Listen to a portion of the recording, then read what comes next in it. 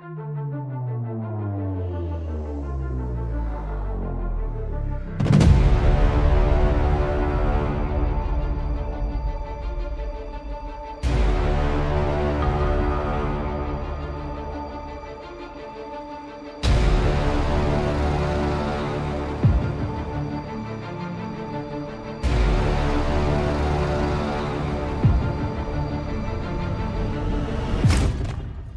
everybody, welcome back to the next episode of the Stephen King podcast. And we were originally going to do our regular format of news and reviews, but because this one ran so long, we decided to release this as a special. So this is a Salem's Lot only podcast. We're going to talk about, well, quite a few things, Hans. And why don't you tell everybody what we're going to talk about? We are going to talk about, as you said, Salem's Lot, and there's more Salem's Lot than you might believe. We're going to mention the book. We're going to mention the 1979 TV series. We're going to mention the remake TV series from 2004. We're going to talk about a sequel called Return to Salem's Lot. We're going to talk about a book about the original TV series. And we're going to answer some questions. So this will be all Salem's Lot. Mm-hmm. All Salem's Lot, all the time. Yeah. Everywhere, all the time. Yep. So buckle in and we're going to kick it off. Yep. This is great. What's our job? We'd like drive around, pick up stiffs or what? It's time for reviews from the night shift. Okay, it's time to take a look at Stephen King's second book, or rather the adaptations of it, Salem's Lot. There has been 2 TV series and 1 remake, and we are going to talk about them all. But first, something about the book, right, Lou? Yes, and while I was going through all these adaptations of Salem's Lot, I realized at some point, you know what, I should really go back to the originals and read the book just to compare it against the adaptations. And because of time constraints, I didn't have time to read the entire book, and in fact, I was listening to an audio version of it, read by Ron McGlarty, I believe is his name, and I have to say that if you want to experience Salem's Lot, you really have to go back to the book because it is just so much richer and deeper with the characters and the atmosphere of Salem's Lot, the town itself, and the Marston house that none of the adaptations has the time or the ability to cover. So, yeah, the best, well, as with most of King's stories, the best version is the book story, except maybe for Shawshank Redemption. But, yeah, this... And it's a book that's been out for quite a while, so if you haven't read it in a while, it's really, even though taking into account it's dated because of technology and there's no cell phones and things like that, it's still the best version to read. It's just really showcasing King's talents that he has, even though for me, I think the first novel that really made me say that this guy is a keeper was The Dead Zone, but we'll talk about that some other time. But Salem's Lot is a really well-written book, so... And I think it's one of those books that probably read them quite some time ago. Yes. And then you've seen the movies, and when you think about him now, you automatically get the vision from the movies. Yes. So as with a lot have with like Shining. Absolutely. A lot of people think of Jack Nicholson when they speak about it. Yeah. Doesn't really remember the book. That's a very good point, and I agree with you 100%, especially like on the Shining comparison. But yeah, I can't recommend reading the book again if you really want to get the true, full experience of the story. Yeah. Highest recommendation out of everything that we're going to talk about is the book. Yep. No definitely. Surprise. Nope. No. All right, so let's kick it off with the original Salem's Lot made-for-TV movie. What do you think of that, Hans? I actually like it pretty much. It aired on CBS back in 1979, so it's pretty old. Mm-hmm. Almost as old as I am. Not really, but almost. I wish I could say that. I'm older. Yep. Yeah. But I think still, and you can see that it's done for TV, and you can see that it's, you said, pretty old, because many scenes ends with just as the vampire is going to bite somebody in the neck. It ends just before they bite, and then we go to black. So it's pretty obvious that it was made for TV, and it has those room for commercials, and they couldn't really show so much blood as they did, or as they can do it today. Mm-hmm. And it's pretty interesting that they actually did a shorter version of this TV series that went to the cinemas here in Europe. Mm-hmm. And there they have some of the scenes are differently shot, and it's actually more bloody. You have the scene where, I don't remember his name, but the doctor, as he got pushed up to all these horns from different animals, and in the TV series you see his face, but in this shorter version you actually see his body being pushed onto them. Right. Yeah, that's Dr. Norton. Yeah, exactly. Susan Norton's father. Yeah. Ed Flanders played the character, and you probably recognize Ed Flanders more famously from St. Elsewhere. But I'm not sure, but in the miniseries, it looks like he's wearing a toupee, because I know him so much better from St. Elsewhere, and there he's bald. So when I rewatch Salem's Lot and I look at that hair, especially on the top, it's so black that it just doesn't look... I don't know if it's a toupee or not, but... it might be his real hair at that time, but I'm not sure. No. But so there are actually two different versions of this, one long and one shorter, a little bit more bloody. Right. But I think it works if you can accept that it has some years behind him, and there isn't today's technology, and clothes looks dorky and everything like that. If you can buy into that, I think it's still a pretty good TV series. Yeah, I agree. The elemental parts of the story, or the horror parts of the story, work pretty well. And because I watched this when it first aired, I was at the right age when this came out. I think I was a teenager. So this was a pretty terrifying viewing experience for me. And the scenes with Danny and Ralphie Glick, especially Ralphie coming to see Danny when he's scratching his fingernails on the window, and that music is going like an engine, like a low throbbing engine. Those scenes still work really well, and maybe I'm living a lot off of my childhood, well, not childhood, but teenage memories. But yeah, the horrific parts of the story I actually think work pretty well. And the special effects that they did to have the kids floating up to the window on that, if we get into the technical tricks, we can talk about that a little bit later on. Yep. It actually is kind of spooky. There's something off about it that you can't quite put your finger on it, which makes it really spooky, right? So it works. Those scenes work really well. Where it fumbles a little bit is in the day-to-day scenes where they're trying to set up relationships between the characters. Those scenes feel really dated. The supporting cast is pretty strong. I mean, like, there's some really strong actors in here that obviously went on to have stronger careers after they did this. But the way the relationships are written between certain characters, those feel really dated. And those are probably going to be the hardest part for somebody who's born after this was aired to get their heads around. But the stuff with the kids, and the decision to make the main vampire more like a Nosferatu vampire, I think actually works really well in this version. I know Stephen King was not a fan of that decision, but I think that it's become iconic. Like, that version of the vampire is on all the posters. You see that poster, you know you're talking about Salem's Lot, even though in the book he's much more like the character in the remade version. But this, there's some iconic stuff here, horror-wise, that even as dated as it is, it still works mostly for me. Not all of it, but most of it does. Yeah, I actually read that the scene you mentioned when he scratches the window, it was actually filmed backwards.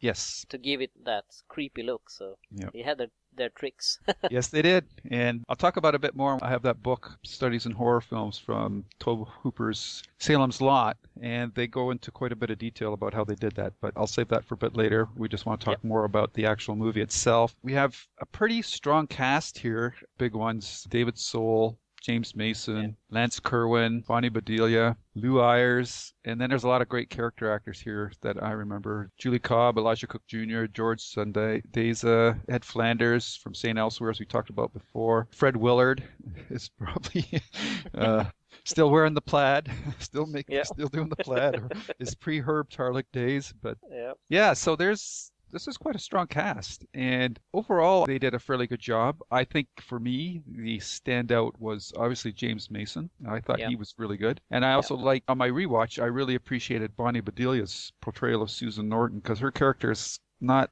the most interesting or strongest character in the book, but I thought she added some depth to that character that I hadn't noticed when I was younger. And I think Lance Kerwin does a fairly good job as well. How about you? Yeah, I agree. All of those, I think, doing a great job. And I actually like David Soul a bit as well. Yep. He comes through as somewhat of a little geek, I think now. Yeah. I think that's partly because it's an old movie. I don't think he was portrayed as that, or that people thought he was that when they watched this back in '79. But today he feels a little bit like that. So, but overall, I think all the cast members are okay. Some are better and some are not so good. But I don't think there are really a lot of them that are extremely bad.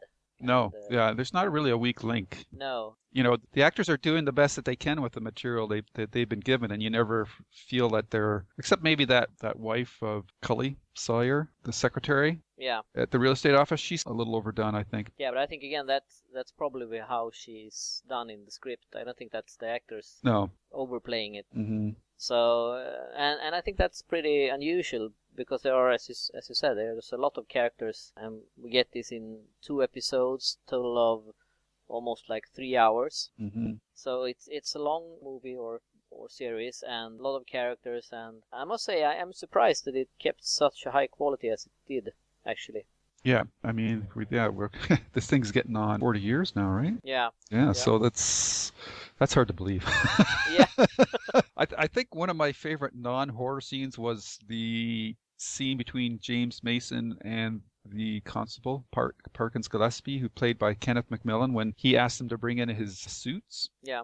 I love that scene. There's just a lot of subtext between what the two are saying to each other, and it's just two great character actors just going toe to toe. Yeah, and I like in the beginning how you see where they're actually after what's happening in the series. Yes, the bookends. Yeah.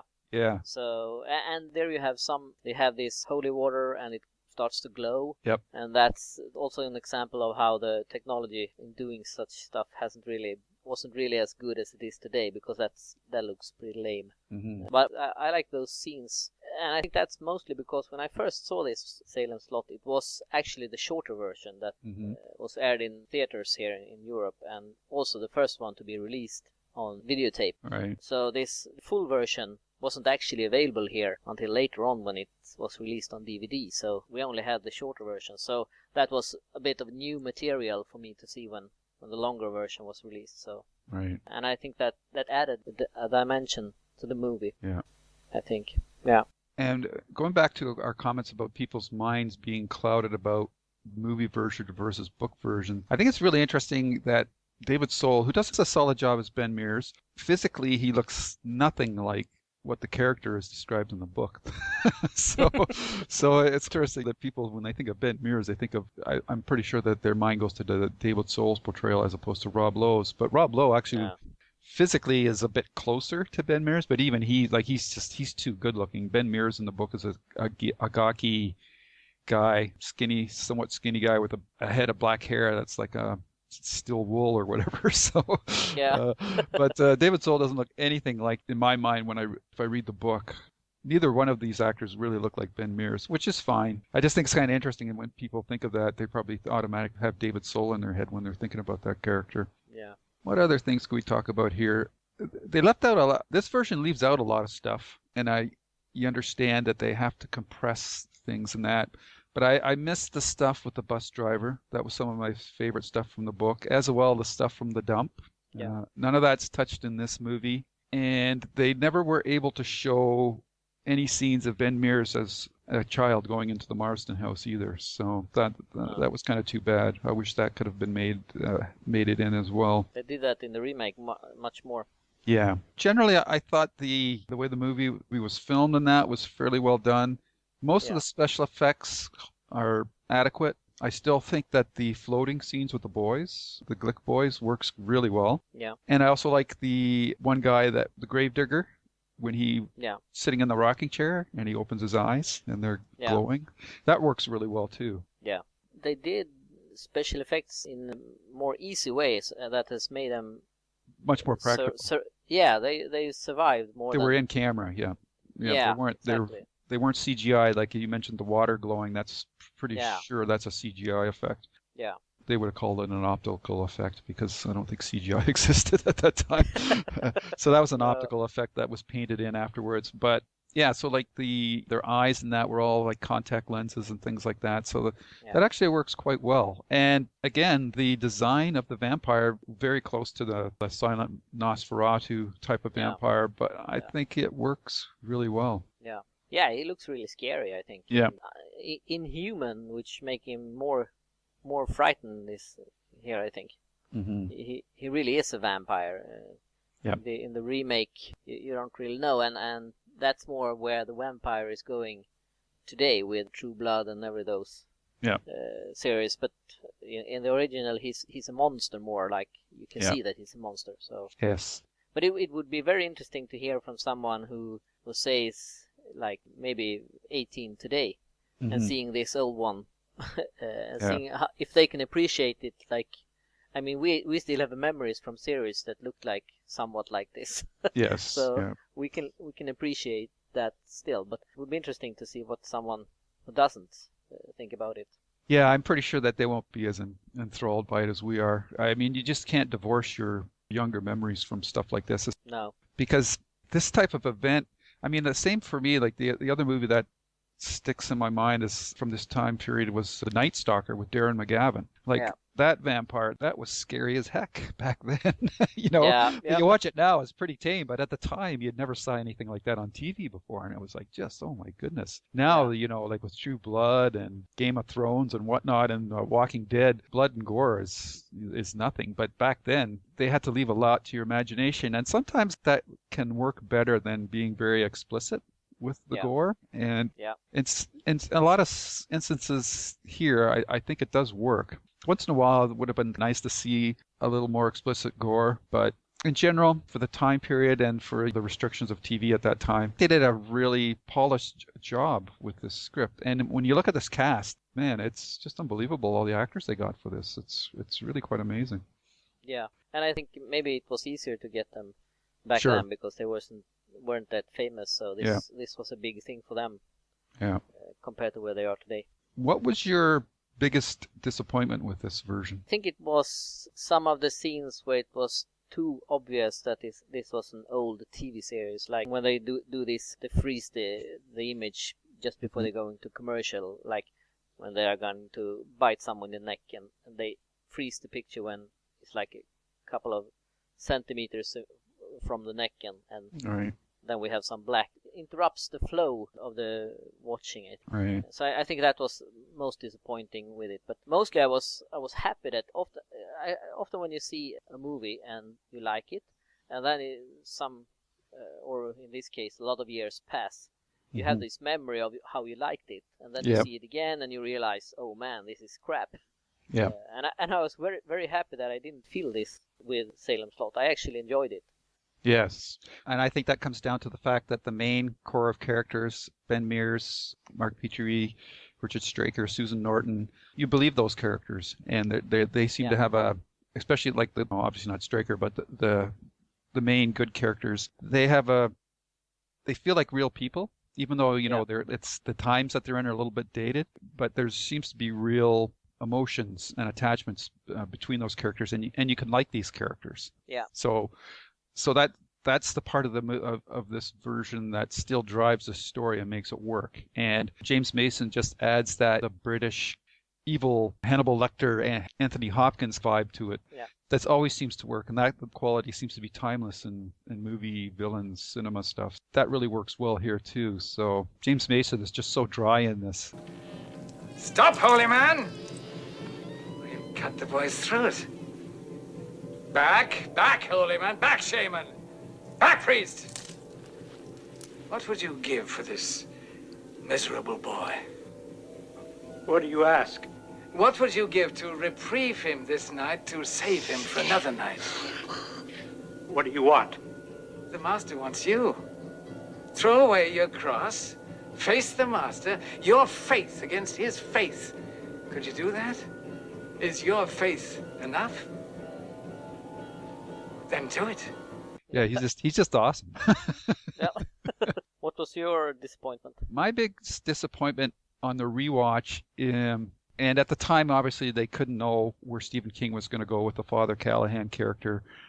Yeah. That character, that actor, and again, they didn't know what they were where that character was going to go in the Dark Tower and that. But I just thought that that version of Father Callahan was just really disappointing for me. Not just because of what happens to him after this, but the scene where James Mason is teasing him, put down your cross and we'll let the boy go. They should have shown that's the vampire making him drink his blood and stuff like that, but they just skip that, and you never see him again. So that to me is really disappointing, because that's a powerful thing to break a priest's face like that, and they just really let that go. So I didn't like the way I don't like the way that character is handled in this movie. So that's too bad.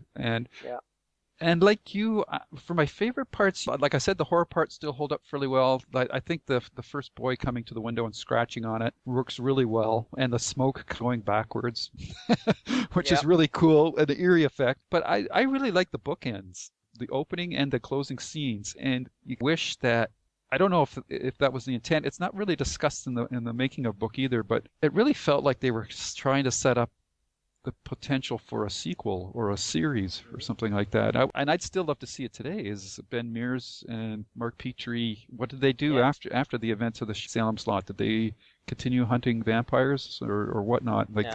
To me, that's a great springboard for a TV series. We never really talked about that in our podcast where we talked about short stories going to TV series, but I could see this story becoming a TV series. Yeah, I agree. Because we've got Grimm, and we had the Night Stalker, and X-Files, and that, and then this could easily lend itself to something like that. Yep, maybe that will be next summer. Well, the way things are going, who knows, right? It's about it. I thought the music was generally pretty good, and at its core, it still works. I mean, it's aging around the edges a bit. But overall, this version, even though it loses a lot of the elements of the story that I wish were in there, it keeps the important things, and it keeps the characters and their journeys. So I think that's why this version still generally works for me. Yep. And that brings us to the remake. And this one was done in 2004. Yeah. So 15 years after the original. And as the original, this was also a miniseries in 2 episodes. It aired on TNT and not CBS, and we have a totally different cast, of course. Mm-hmm. And well, should we start with the cast? What do we think about them? Sure. And again, when you look at this cast, generally it's a very strong cast. Rob Lowe, Andre Braugher, Donald Sutherland, Samantha Mathis. Who else we got? Rutger Hauer, James Cronwell. So I mean, this is a pretty strong cast. Yeah. But even though they were acting in more modern manners, I still prefer pretty well most of the other versions of the characters from the original version. Yeah. And there's some problems here. We'll get into it a bit. Now, I think Rutger Hauer obviously plays a more closer version of Barlow, but he's hardly in it. And that's really tough for him to build up a character. So what did you think overall of this cast? Well, I agree with you that I liked the original cast better. The only two I think that really challenged the original cast is James Cromwell as Father Callahan. I think actually he's better. Absolutely, yeah. And I think Rob Lowe gave David Sowell a great match. Mm-hmm. And I think that as someone commented on the Facebook page, if Rob Lowe could have been in the original, being the age he is in the remake and every stuff, we could just put him there. I think it would have been great. Yeah. Fortunately, this movie isn't so great, so no. It's hard for him to do something. But I think that those two are the only one that I would even consider changing from the original. Right. And the low point for me is Dan Bird as Mark. I think he is totally wrong for the part. I don't know if he's totally wrong for the part, but we just talked about it with the previous version, how it still works because at the core, the main characters, we like them and care for them. But I found this version, even though it followed the book a lot closer, I just found this version of these characters none of these characters are really likable from top to bottom. There's not one character that I really felt sympathy for. The people of Salem's Lot, they're a very mean-spirited bunch of people. Like I can understand updating the story to make it a more hip and less Andy Maybury RFD vibe that's in the original and in Stephen King's book. But you've got to present the audience with a group of characters that you care about. And I just found, especially like you said, with the actor that played Mark Petrie, the kid was a little prick. Yeah. Like I didn't like him, and I didn't like the Glick boys, so you don't really feel sorry for them when they're killed. No. This version of Ben Mears is super cynical, and his relationship with Andre Braugher, who is a fantastic actor, who plays the teacher Matt Burke, they're Yeah. basically at each other's throat from the get-go. Yeah.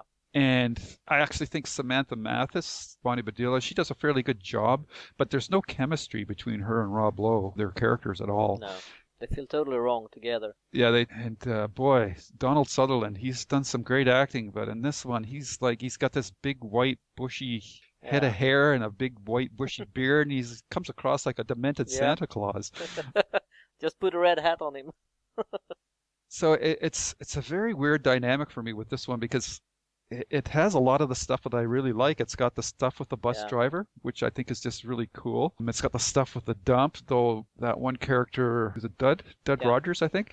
That character, that was just a weird story arc for that character too. And I detested what they did with Father Callahan in this Yeah. version. Like they show him being forced to drink the blood, but then he turns into this vampire herder or whatever. I don't know what he is, but so that whole sequence with him and Rob Lowe at the beginning and at the end, like the bookends in this version are just terrible. I don't like them at all. Yeah. No. And he dies at the end, which is very Yeah. depressing. Like it's just a depressing version Yeah. of the story. It's conceptually flawed in how it handles its characters, and that just permeates everything else about this version of it. Yeah, I think that also I didn't like the versions of the vampires. I think that in the original they are more like when they turn they are more like a monster, and here they are Yeah. just like they got some sickness because as his name the gravedigger who when he ends up in the teacher's I'm forgetting names here bedroom there when Matt Burke, yeah exactly and he realized oh I'm a vampire and he finds his yeah, Mike Ryerson. yeah, and the wound on his chest of autopsy. And he writes, he's like he's just then realizing he's a vampire, and it's almost like it's become somewhat Mhm. comical and strange, and I didn't like that. They are too much like humans with just a version of Mhm. themselves instead Yeah. of a monster, like they Yeah. are in the original. So that I didn't like of this in this version. The difference between here and the original is like in the original they were very limited in what they could do, so they had to go with the more traditional types of vampire characteristics. In this one, 2004 CG stuff was coming along, but even like from then till now, the difference in CGI has advanced so much that these effects are, to me, in some ways look more dated than the original. They look really hokey at Yeah. times, like when the vampires are doing like their flash run around the room and stuff like that. That doesn't work Yeah. for me. The scenes with the boys at the windows is nowhere near as scary as the original. And that guy, Tibbets, Tibbets, like when he's going into that vent between the jail cells and that, like, and it doesn't lead to anything, like that was, Yeah. and I didn't like No. the fact that the vampires were biting them at the wrists sometimes. So I didn't like anything that they did about how they portrayed the vampire powers in this one. No. It seems pretty generic now, especially like Kurt Barlow, Rutger Hauer's version of this vampire. He doesn't even show up for like 3/4 hardly. Like I think he's in one scene in the first half for like 2 minutes, and then the second half he only Yeah. shows up in the last 5 minutes. So you can't get any sense of menace from this guy. I don't know if they were trying to make him scary by Yeah. not showing him and just building him up, but it didn't work. No, very and well. and Donald Sutherland was like in a different movie. he was Yeah. totally out to lunch. Yeah, And it's weird, like to me, if I'm playing Barlow as closer into the book version, I would have had a scene between Donald Sutherland and Rutger Hauer, a couple of scenes. You know, these are two yeah, big actors, and they probably weren't even on the set at the same time. I bet you they never even saw each other during the production of this movie, but they were never together. So to me, that was a wasted opportunity. Yeah. And I just have to clarify, like with Father Callahan character, like to me, James Cromwell, who we know as the warden too from the Green Mile, Yeah. he's perfect for this role. yeah, But they just totally misused him, and especially in light of what we found out later on in the Dark Tower, I just really didn't like that No. at all. And it's too bad because to me, if I was going to cast Donald Callahan and you say, oh, James Cromwell, yeah, an Oscar nominated. I don't know if he's won an Oscar or an Academy Award, but that guy's a top-notch actor. Yeah. And to get him to play Donald Callahan, heck yeah, I'd sign him up again. I still think he could play the character. Yeah. So Yeah. what a waste. I didn't like that at all. So, and I don't understand how suffocating him with a pillow would kill him because he's immortal. So Yeah. that didn't make any sense to me either. And Magic. yeah, pillow. and the Larry Crockett character, maybe Fred Willard's character was a cliche, but this version of the character was just plain annoying. Yeah. So that was disappointing. So yeah, there's just a meanness about this movie that I don't like any of the characters, so I don't care what happens to them. Yeah. I think this movie is an great example on that. Even if you get big top names to cast in the parts, it doesn't have to be a good movie because of it. No, absolutely not. So, It always comes back to the writing. yeah. You know, Yeah. if they don't get the characters right, I can only speculate what they were trying to go for here, but just to me, they tried to make a more hipper version Yeah. of the original one, and in the process, they just filled this movie with unlikable characters. Yeah. Yeah. And if you don't like the characters, then you don't care what happens to them. And like you, I agree. I think the best example of that is Mark Petrie. I just couldn't stand that character. No. And I don't think the actor playing him is that bad, but they just didn't make him. There's no comparison between his version of the character and Lance Kerwin's in the original. No. No. They barely touched on that whole aspect of him being into horror and stuff like that. Yeah. An escape artist and that. And in the original movie, he was like a little of an outsider, keeping to himself, low profile, a little Yeah. scared. And in this one, he was it just felt like a bully. Yeah. So you didn't care at all for him. Yeah, as soon as he took that baseball cap from the guy, from one of the Glick boys, I was going, I don't like this guy. Yeah, no. And I have to make a confession. This is the first time I've sat all the way through this. I've tried to watch this a couple of times before, but so I'm obviously not very receptive to this version of Salem's Lot at all. So it's too bad, and it's weird because, like I said, this one has more elements of the book in it than the other one does, but I like the other one better because I like the characters better. So yeah, just a very depressing version. Yeah, and I thought that the original one, because these are about 3 hours both, same length, and I felt that the original one really used the time to tell the story, introduce characters, while the remake felt pretty boring and long. It felt too long.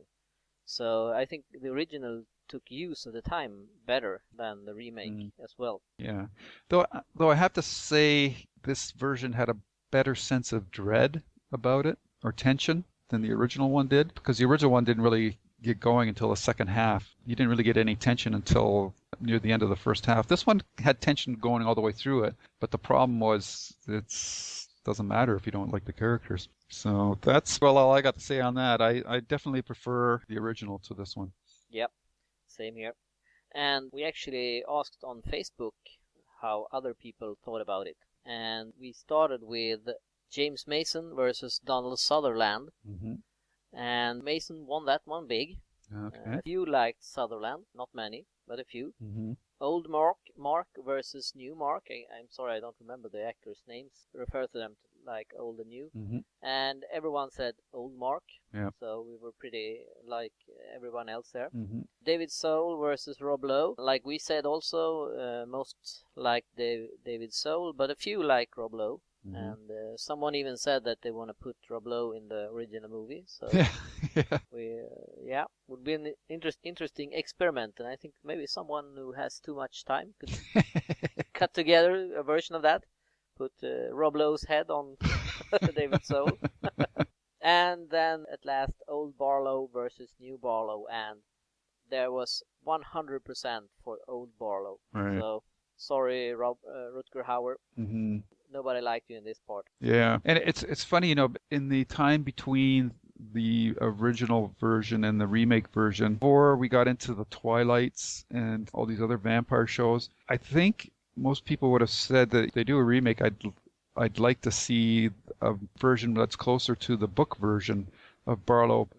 But now that we've come through all this other vampire stuff, the original version is actually a better choice because it takes him back to being just a monster. like you said, and Yeah. it's more the image of the vampire that's important as opposed to having an intelligent vampire. Especially if anybody out there watches the Hannibal TV series, I don't think you can get anything scarier than what's going on in that show, whether it's a vampire or whatever. So that's a new level of tension and horror, an evil character. It'd be very tough to make a vampire scary again. I'm thinking maybe like 30 Days of Night. Those vampires were scary, but still. Yeah. And maybe it's just because I'm getting older, but I find it's a person that is evil, like a Hannibal Lecter character, is much scarier than a vampire. So Yeah. I don't know. I guess that's just part of getting older, but Yeah, but I think you get the monster within the human, and yes, you can't really look at it and say that it's a monster. And I That's think right. that's pretty scary. absolutely. So was there any other viewers' questions that you wanted to talk about? Yeah, we had a couple of questions, and first one is from Joseph Lee, who asks if there will be a sequel to Salem Slot. Seems like there are still vampires lurking in the lot. Well, Joseph, you may not be aware of this, but a little known movie in 87 Yep. was released, and it was called A Return to Salem's Lot. And if you go to the IMDb page, you'll see a very iconic image of Barlow with his arms raised and the moon behind him, and it's got the Salem's Lot lettering, which is based on the West Side Story movie lettering, and it's just based on characters created by Stephen King, Yeah. and that's about as close as this movie gets to Yeah. anything to do with Stephen King, because I got to tell you, Hans went through the whole movie, Yeah. and I watched about 20 minutes of it, and this is probably one of the worst movies that I've Yeah. ever tried to watch. I mean, Yeah. we did that movie about the review about the Mangler. Yeah. I made it through that one, but this is just it's just Yeah, horrible. it's horrible. And I think- Terrible. Rubber masks and I think the only thing it has in common with Kings is that they are in Salem Slot, the town, right. and the fact that Barlow is on the cover should be a copywriting suing issue. Because Well, it's made by the same studio, so they're not going to sue themselves. no, but they should. Yeah, they should. Yeah. Yeah. Because Yeah. this movie, it really has nothing to do with Stephen King at all. No. It circles about Joe Weber and Jeremy Weber, who is his son. Joe Weber, and at the beginning it starts totally crazy. Joe Weber is a photographer who is filming tribes that lives in deepest, darkest Africa. And one day he gets a phone call. Doesn't get better, folks. No, he gets a phone call from his wife saying, "Oh, you have to come home. Something happened to our son, Jeremy." Then when he rushes home, it turns out that nothing much has actually happens to Jeremy, except that he's totally f***ed up and Like the movie. yep, and he has two choices: either they put him in mental institution, or he lives with Joe Weber, his father, who he hasn't met for 3 years. Sounds like a great solution. He chooses to join Joe, who is going to Salem Slot, where he has inherited a house from his aunt or some distant relative. And when they come there, they notice that almost no one is out in daytime. But at nighttime, the town lives up and everybody goes out and the kids go to school, and pretty soon they realize that they are vampires. And by knowing that, Jeremy, the son, all of a sudden gets very interested in blood. Like when his father cuts his finger, he starts licking his lips.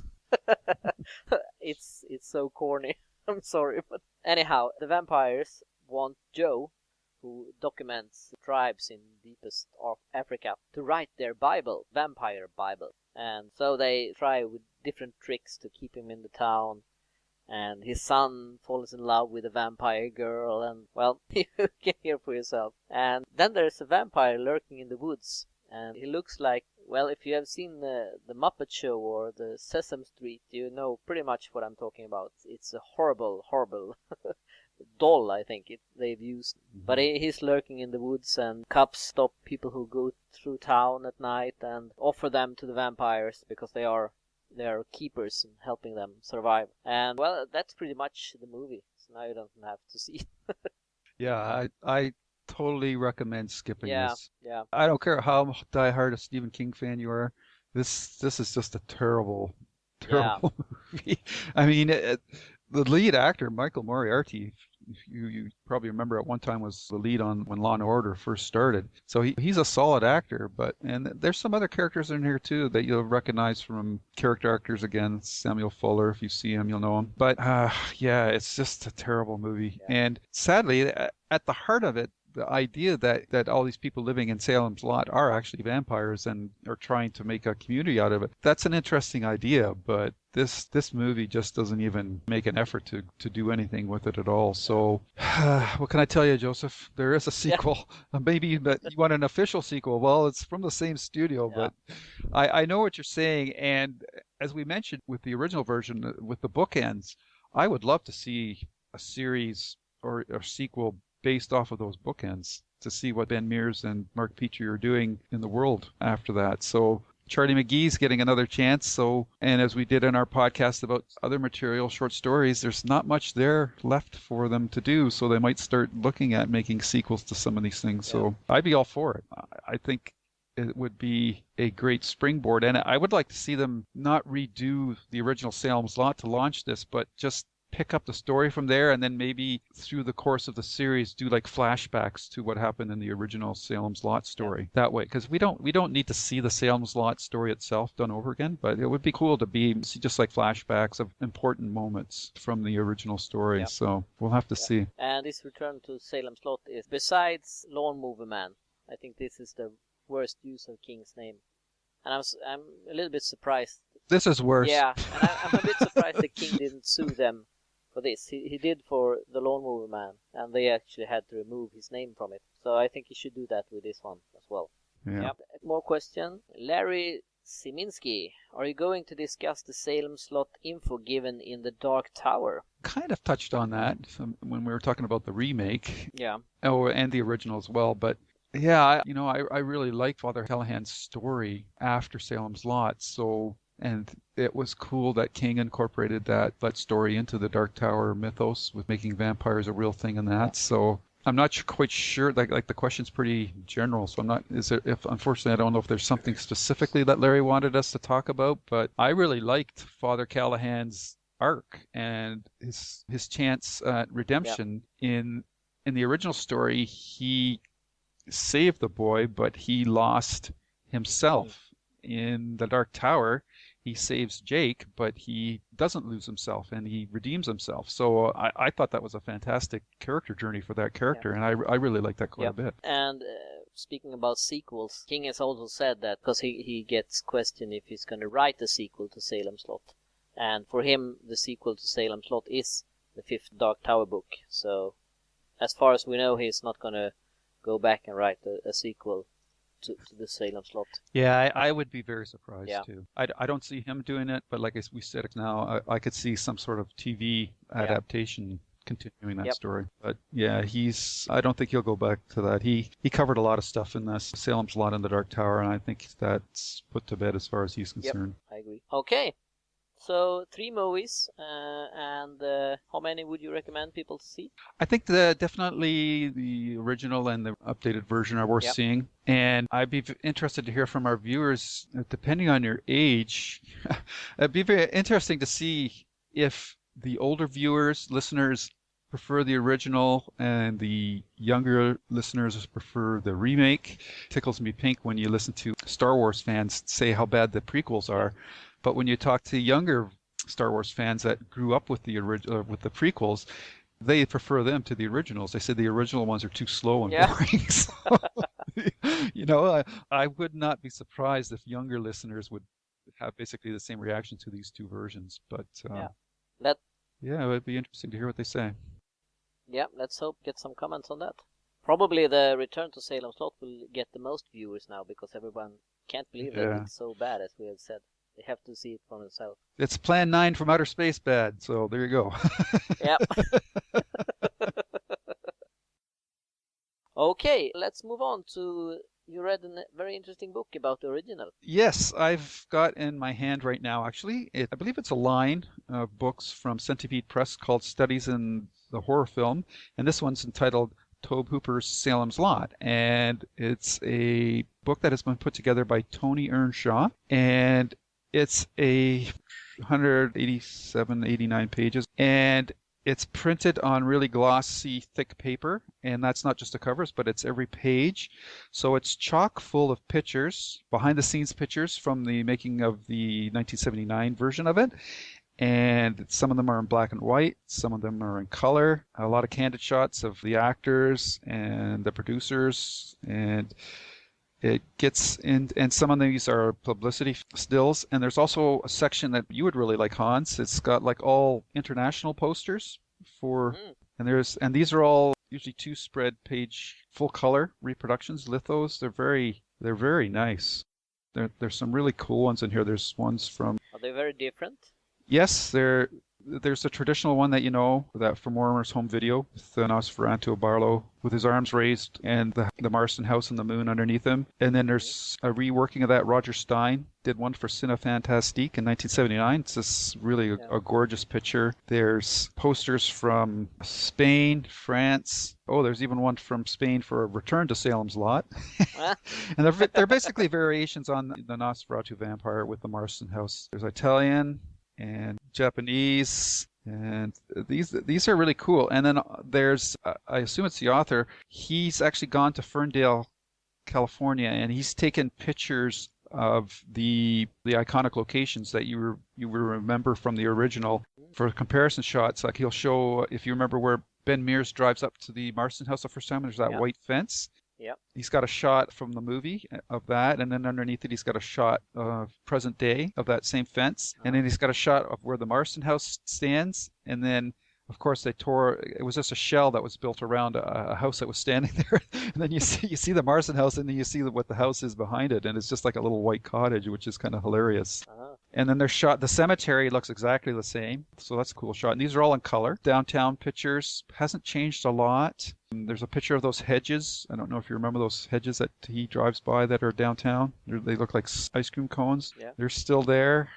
Amazing that so much is the same after 35 years. Yeah. Eva Miller's boarding house, Straker's antique place is still there. The church is almost totally the same. And then what's really cool is there's a section, and it's called Salem's Lot, the screenplay. Unfortunately, it's not the entire screenplay, but these are reprints from June 1979 shooting script. And there's probably about 30, 40 pages, and they seem like extensions of scenes that we've never seen before. Nothing major. There are a lot of just character moments or scene descriptions, but I don't remember seeing any of these particular scenes, or there's portions of them I've seen, but then these sort of continue on. A lot of these are nonverbal, they're visual things. So like there's a scene where Ben and Susan are talking about Weasel and the fact that he was once together with Eva and they broke up and stuff like that. So there's just like, it's in shoot a script style. So it's got camera moves and scene notations on it. So there's a lot of cool stuff in this book. What's really cool too is a lot of the interviews in here, especially the original interviews, what he's done is where possible, he's interviewed people that were interviewed at the time of the production, like in a more recent time, so like, maybe 3 or 4 years just before this book was published. If these people were still living, he would interview them again. So you get David Soul, like you get, his original interview, and a lot of these were reprints from magazines that were out at the time, like Cinefantastique. It's fully notated where they came from. A lot of these are from Cinefantastique, which I assume is where Tony Earnshaw originally probably worked and how he got these. Richard Kobritz is featured a lot in this book because he was the driving force behind this movie, and he was the one responsible for getting Tobe Hooper, who at that time had just done Texas Chainsaw Massacre. So he was a very off-the-wall selection to direct this picture, and it was pretty well up between him and John Carpenter. Wasn't George Romero considered? George Romero, if he was, I don't remember. I think he was engaged with something else at the time. So, okay. And some of the actors that they had lined up to play Straker before James Mason included Richard Burton, I think was one. Yeah. And okay. so it's very interesting to read this because you get an interview from a person like from 1979, and then you get an interview 20 years later and they're talking about it. And by and large, their opinions stay the same, but there are some changes in that. And some of the people are very blunt with their recounting of their feelings towards other actors and things like that. But generally, this is a pretty cool book. It's it's got tons and tons of pictures. Like a lot of great poses with the actor that plays the vampire, with James Mason and stuff like that. And Regine Alder is his name. Pictures of them posing on the staircase and stuff like that. It's just a really cool chronologue of this, the making of this movie. And they actually have a picture, and we talked about it, and I didn't go into great details, but they have behind the scenes pictures of them rigging up the boys, Ralphie Glick in particular, for the floating sequences outside the window. And you can see them putting the harness around his chest. And basically what they did is they have him on a boom arm at the end of a boom arm. Yeah. And that boom arm is coming out from behind black curtains. And the whole sequence, anytime you see sequence with one of the boys, and what gives us its eerie, otherworldly feeling is the film is run backwards after they film it. So they start the scene with the last thing that you see is when the boy is putting his mouth towards his brother to bite him. Yeah. That's the first thing that they filmed. And then so he pulls back, and then they pull the arm away from the boy, and then the smoke, of course, is falling. But when they run the film backwards, it looks like the smoke is rising. Yeah. And then they just pull him back out of the window on that boom arm. So they have behind-the-scenes photos of how they did that. And they talk about the differences between the movie and theatrical versions, which you mentioned one instance where the actor was hung on the horns, the antlers and that. So, yeah, it's a fantastic book. I really can't complain. You know, I was kind of hesitant to get it, but I'm really glad that I did. It's got a lot of cool behind-the-scenes stuff in it, man. It's unreal. And the only thing that I would say against it is I just wish it was more of a coffee table-size book, because some of these pictures are so awesome, you just want to have them have more room to breathe, right? Yeah.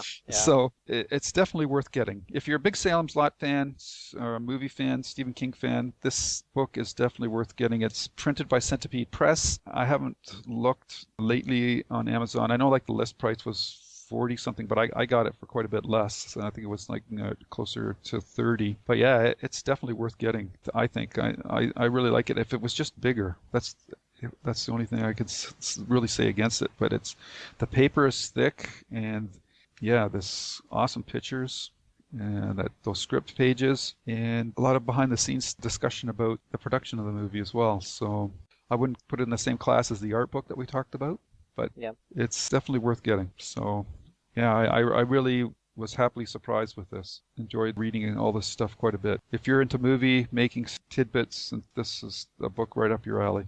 I guess this book would be perfect to be released as an ebook where you can insert like clips and interviews and that's a great idea. I don't know if they were thinking about that, but yeah, definitely. Yeah, there's some amazing pictures in here that I've never seen anywhere else. So just for the pictures, it's worth it. But all the extra information is definitely cool too. So yeah. Sounds like a book to get.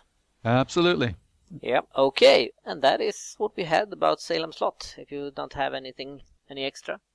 Listeners, please send in your feedback about what your thoughts on Salem's Lot. We'd love to hear which version you like and why, and also whether or not which one you grew up with. So the only other thing it just comes to my mind is the one element of the story that doesn't work in both versions for me is the fact that Susan Norton goes up to Marston's house by herself.